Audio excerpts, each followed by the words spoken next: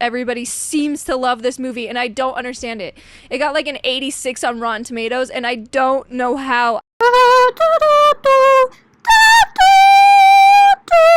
Hi everybody and welcome back to my channel. I recently just watched the brand new Fast 10 movie, and Fast 10 your seatbelts because this review is going to be a bumpy ride. Holy crap, was this a movie. I may have loved this movie. Just kidding, I'm literally just going to tell you right now, this movie is absolute trash. Disclaimer, I hate every single Fast and Furious movie ever made. Okay, hate is a strong word. I dislike most of the Fast and Furious franchise movies. The first one was probably the one I can tolerate the most and the one I've seen most recent other than Fast 10. The second one, boring. The third one, Tokyo Drift, the cars were cool, the racing was cool. With that being said, if you are somebody who loves the Fast and Furious franchise, I would recommend you not watch this video because I really don't like Fast and Furious, and I feel like you're gonna get mad with all my negative opinions on Fast and Furious. So if you want to see a good review,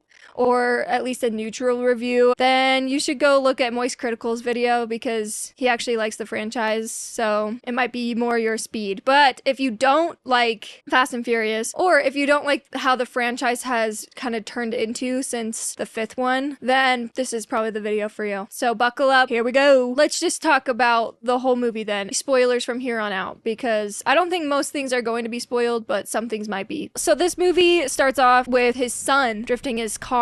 He's like 10 years old and drifting better than Han in Tokyo Drift. And he can't even reach the pedals. I don't know how he's supposed to be doing that. But that's not what I'm gonna get my anger out on with like suspending my reality, because that's the most plausible thing in this entire movie. He's like drifting his car and he's like, "Daddy, you're not afraid of any..."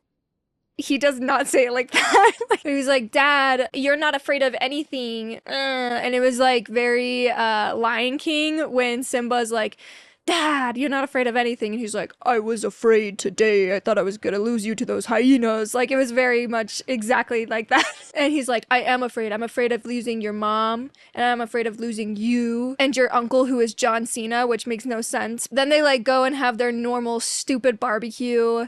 And there was a lot of this going on. There was a lot of just like smiling and nodding and being like very cheesy. And I swear on whatever deity you believe in, there was a scene that Vin Diesel almost cracked and almost started laughing, and they just cut him really short and they like went to somebody else. But he was literally like this. It's when his mom or his grandma is giving a little speech, and then it shoots back to him, and it literally looks like he's gonna start laughing, and I started laughing pretty hard. Anyway, one scene that I actually remember probably the most and made me laugh the absolute most, like I almost had to leave the theater. Letty is like talking, "Oh, you're never gonna lose me again," or whatever, and it flashes to their wedding picture. It flashes to their wedding picture, and she's like in a wedding dress, and he's in a wife beater. Anyway, okay, he's in a white tank top, and the it's like overexposed. Started dying laughing. It was just so hard not to make fun of this movie, and I feel really bad for the girl who was sitting next to me because she seemed to be enjoying herself. Anyway, I just don't understand how this movie, one, has the budget that they have. I get that they have like a lot of ticket sales and stuff, but I don't know how they keep getting approved for more and more movies because every single one is absolute garbage. But nonetheless, they had enough money to get Charlize Theron again, and she's an Oscar award-winning actress. She shows up at their door all bloody and stuff, and they get this mission that there's like a quantum chip that they have to go and get from Rome. The quantum chip, what does that even mean? They literally just pulled like something from Ant-Man Quantumania, and they just like stole a line from that because there's no way that the writers actually know what quantum means. And why am I even giving you the storyline? This movie's so crap, it doesn't even matter. Blah, blah, blah, blah, blah. They go to Rome, and there's this huge bomb thing, and the bomb is like the Rocket League ball, and they're like going through the city, and it also reminded me of The Incredibles, like the big huge machine when it starts rolling and then it gets legs and stuff. This one doesn't have legs, but it's just like this huge bomb. I guess it's supposed to be like in Fast 5 with the safe thing, like them destroying the city and stuff. But this was just so dumb, and the CGI in some parts was pretty ridiculous. It was like you were playing Rocket League. It was worse than like you were playing Rocket League. Specifically, like he's going down these stairs in his car and it looks really fake. But they almost blow up the Vatican and then they like save the day. Yay. But then Letty gets arrested, which that plot point makes zero sense because they get her out like super easily. And I think the only reason why they needed her there is so that she could team up with Charlize Theron to escape. And then freaking Gal Gadot is in it. She's back in the movie. And I literally have here on my notes, how is Gal Gadot back in this movie? She dies in the 6th one. And not only does she die, she like falls off a bridge or a building or something, sacrificing herself. And I don't know why I'm getting worked up about this because Han was literally blown up and he's still alive somehow. Letty, murdered, somehow still alive. I bet you anything they're going to bring Yelena back in Fast 10 and somehow she wasn't shot in the head by Charlize Theron. She was, that was a doppelganger.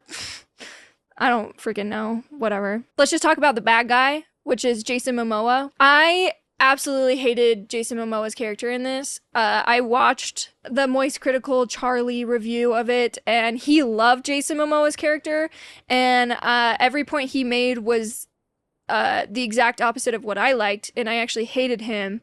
I thought he was super, super freaking annoying. He was like the Joker, and my husband in the movie theater leaned over and was like, "Bro, you're not the Joker." I think he looked like he was having fun, and I've never seen Jason Momoa be like goofy and funny in a movie. But maybe that's for good reason, because this was so stupid. And all the lines, the dialogue, absolutely horrible. So atrocious. There was so many scenes that I was just like, all right, this was so bad. And then my husband leaned over and was like, if you want to walk out of this movie right now, I wouldn't be mad. And then I said, I have to do this for a YouTube video. So if you don't like and subscribe to this video, it was all for nothing. Waste of $30, waste of 2 hours and 30 minutes of my life because this movie was absolute garbage. I feel like the whole reason that you watch one of these movies is because like the cars are cool.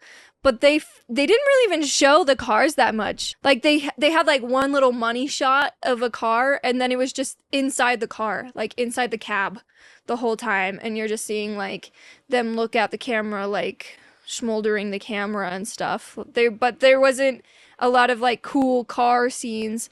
Like with Tokyo Drift, you're seeing the cars like the entire time. Or even in the first one, like they're lifting up the hood and like you got like the cool engine shots and all that kind of stuff. But this one, they had like 1 or 2 shots of each car and then the rest of the time you're in the cab with them and they all have walkie-talkies and all their walkie-talkies are on the exact same frequency. That made no sense to me. That was the one thing that was like, okay, sure, a bomb rolling through Rome, I can get behind that, but I can't get behind how every single human being is on the same radio frequency and they're just talking to each other in their cars. Anyway, the storyline, what was that? Never heard of it. Everybody seems to love this movie and I don't understand it. It got like an 86 on Rotten Tomatoes and I don't know how. I think either everybody is bots on Rotten Tomatoes giving it a good score or people genuinely like this movie and I just don't feel like I could be their friends. I don't know. I don't understand that at all. I would say that the comedy was a 10 out of 10 only because I was laughing throughout the entire thing because I was making fun of it and I was making fun of like everything that was going on in it, not because it was actually funny. And when they tried to be funny, like Tyrese and Ludacris, I don't know what Ludacris's character's name is, but Luda, they were like making fun of each other a couple of times and they had like a couple laughing lines and it was like crickets.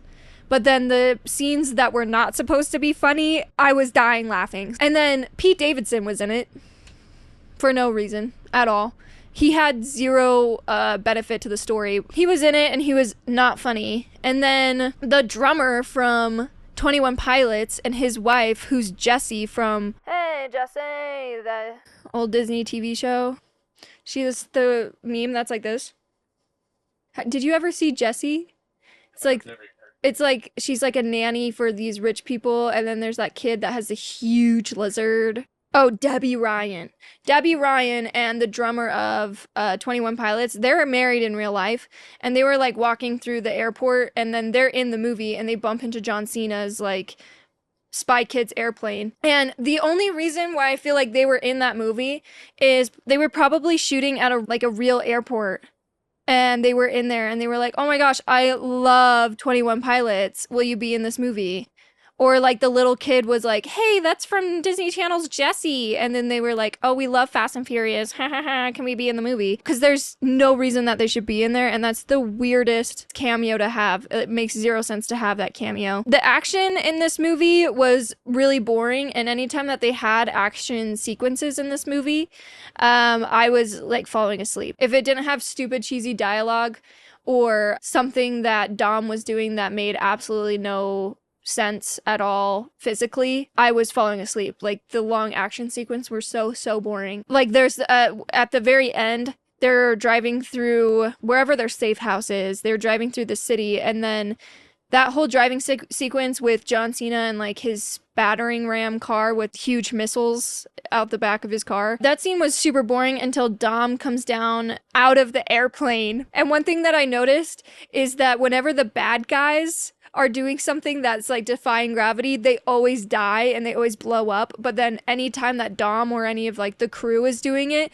they always survive as if it was like not even a problem. Or the other cars get demolished and then Dom's car has 0 scratches on it somehow. Oh, they have one race scene in the whole movie back in Brazil. It was so boring and so short. And why? Like, what is Fast and Furious even about anymore? Which, and I get like that they're racing like to save the day or whatever, but an actual street race, we haven't seen that since Tokyo Drift probably. They try to bring it back and it was super short, and then Jason Momoa's character just like blew everybody up. I also don't understand how the acting was so terrible in this movie, because they're all pretty good actors. Most of them are pretty good actors, so I don't know how every single person did terrible in this movie. This is the thing that I actually disagree with most with certain people's reviews of this movie, is they were saying like, oh, they didn't take themselves too seriously and that they knew like that they were making like something super ridiculous and stuff. I actually disagree with you, and how I pick up on that is like, I felt like they were taking it too seriously. Like they knew that all this stuff was ridiculous, but then they took it too seriously so that everybody else was like, am I supposed to believe that this is happening? I felt like it was trying to be too serious when they should have just made it full on comedy, full on ridiculous. There's this dam sequence that these two semi trucks are gonna like ram into Dom and Dom's son. Dom was like, fasten your seatbelt, and like drove off of the dam and then landed on the dam and was just driving like down the dam. That was really stupid and really dumb. And then also the technology in it made no sense. The people were literally going like this. And then they just CGI'd what their fingers were doing on the actual screen so that it made sense, but it didn't. I hated this movie so much.